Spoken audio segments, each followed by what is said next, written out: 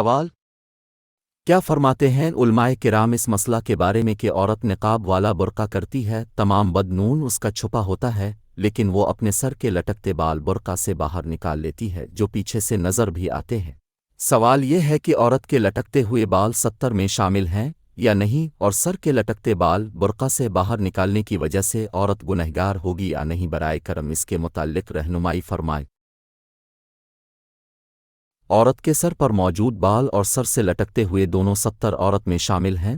عورت پر ان تمام کا پردہ فرض ہے۔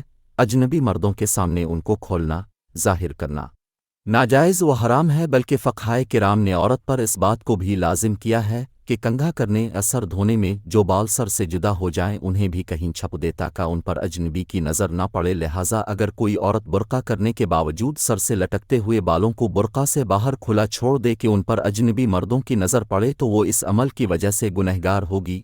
اس پر لازم ہے کہ اپنے بالوں کو چھپائے۔